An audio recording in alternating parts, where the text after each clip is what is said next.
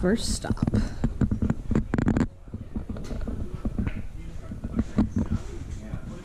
Good morning, guys.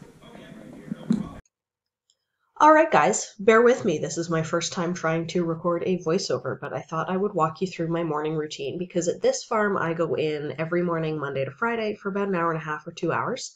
So the first thing I do when I come in is there's one horse that gets grain in the morning. I just came out of his stall there just because he gets medication in the morning. And then while he's eating, I blanket his turnout buddy and then him, and they go out. I do not teleport the horses out to the field. I did just cut the blank footage of the aisle being empty while I'm outside. This guy that I'm getting ready now takes the longest because he is wearing a blanket and brushing boots and bell boots and hind boots, so he does take a while to get ready, but he goes out second. And then the other two you'll see in just a second go out last.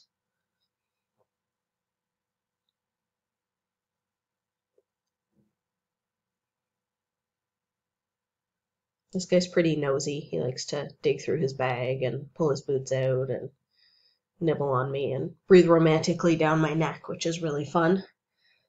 But he's a good boy.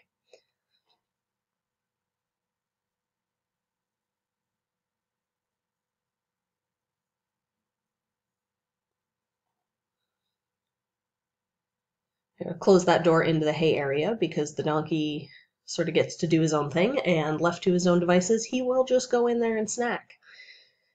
So I let him out first, and then I get his buddy dressed. She also wears bell boots in front, but that's it for her.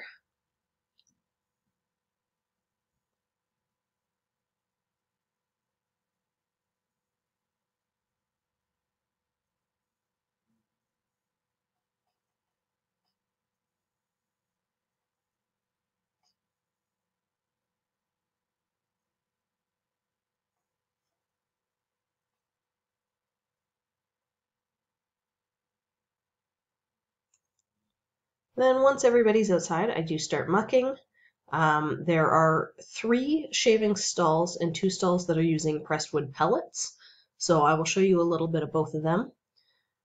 It's pretty normal if you've ever mucked a stall before. I like to toss everything up. This is a gelding stall, so the wet spot's in the middle. Make sure everything gets turned over. And a shaving stall like this, these are really, really fluffy shavings. They're the kind that look really, really pretty and are super annoying if you're the one mucking them. They do look and smell really, really nice, but they're super fluffy, so it's a lot of sifting. And then I scrape down the mats on the wet spot and spread a little bit of a product called Stable Boy that just helps soak up some of the moisture and neutralize the smell. And then I will leave that to sit while I muck the rest of the barn and then come back at the end. The last thing I do is throw down the sides before I add new bedding. Now this is a pellet stall. This, guys, is so fast. It doesn't look as pretty. It doesn't smell like pine, but this is the first barn I've ever worked at that used this kind of bedding, and it's for one of the horses and the donkey, and it is so fast to pick through. It's like clumping kitty litter, if you've ever dealt with that. All of the manure just sits on top and picks out really, really nicely, and the wet spots clump up. So it's really, really fast. I can do one of these pellet stalls in about 1/3 of the time it takes me to muck a shaving stall. So yeah, if you're not worried about the aesthetics, this is, in my opinion, the way to go. It is so fast. There's so little waste.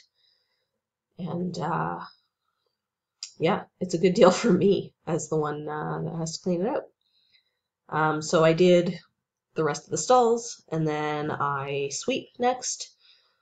Oh, apparently I lied. This day I took down the water buckets and dumped and scrubbed them first, and I will also scrub out all of the feed pans from last night's supper.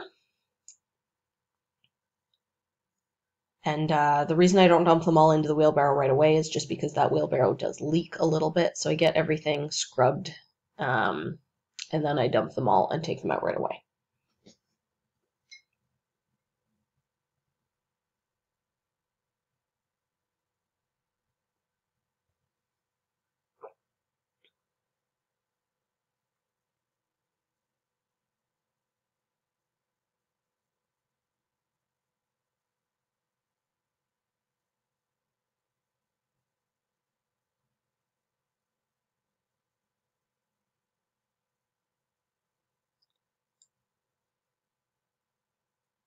And then the whole thing goes outside.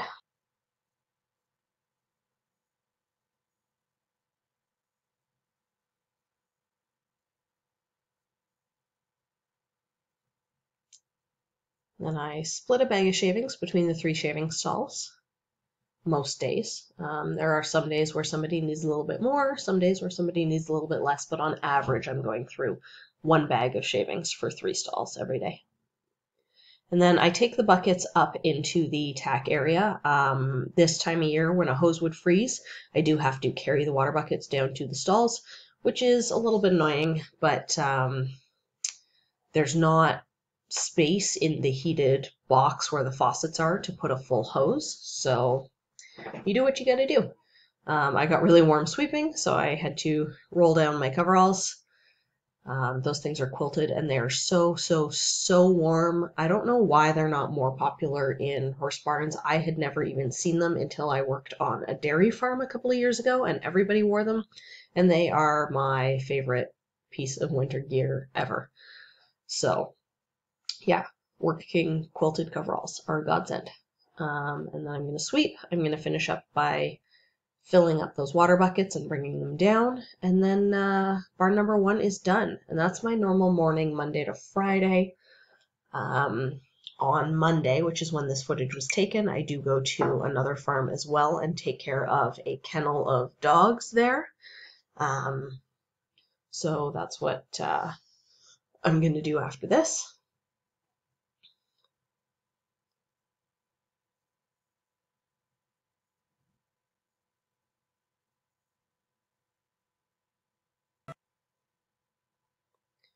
And then water pails go back up. Lift with your knees, kids, not your back. Lift with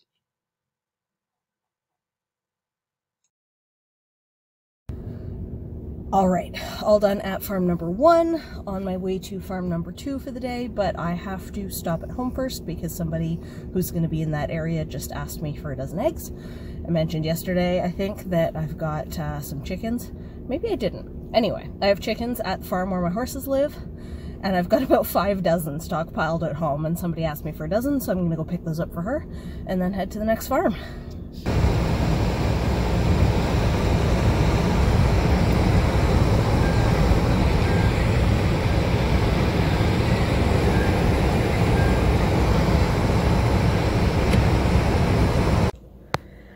It is 1 o'clock. It is lunchtime. I am home from barn number 2.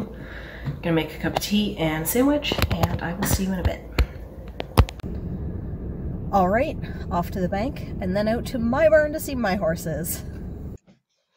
So I will do a video to properly introduce you to both of my horses, but these are my 2 girls. I just wanted to give them some arena time on Monday night to stretch their legs. It's been super icy and I didn't know if they were getting much time moving around in the pasture. So I wanted to give them the opportunity to have a run and play if they wanted to. They didn't really, but I'm glad I brought them both down because the ice was sliding off the roof of the arena a little bit. And Violet, who's coming towards us with the white on her face here, has never been in the arena when that's happened before. She's just coming 18 months old this week. So I'm glad I had both of them there because Hope doesn't really care about the snow sliding. So every time it happened, Violet would have a little run, realize that Hope wasn't really bothered, and it was a good lesson. There I'm just chasing them away from the door. I don't let them stop and paw at the door when they're loose in the arena. They can stop anywhere else they want, but they can't hang out and paw at the door. So I'm just hanging out, giving some scratches, giving some cookies, teaching them that the snow sliding isn't actually that scary. That was a good little spook there, Violet. But she came right back over to me, so I'm really happy about that. And it happened again. But again, you see they stop, they go back and look at it. I give them some love. I want them to realize that that's not that dramatic, because in another year or so when I do start riding her, I want her to think it's no big deal. So I'm glad I didn't ride, because it was really, really noisy in there. But I am glad that I got them out and gave them a little bit of time. That's all for today, guys. I'm sorry it took me so long to get this video up. I am still learning this editing software. I'm brand new to this, but thanks for coming along. I will do a video this week to properly introduce you to the horses, and I hope you're having a really, really great week. I'm going to get these horses clipped back up and sent back up to their barn for the night after I clean up after them, and I will see you another day.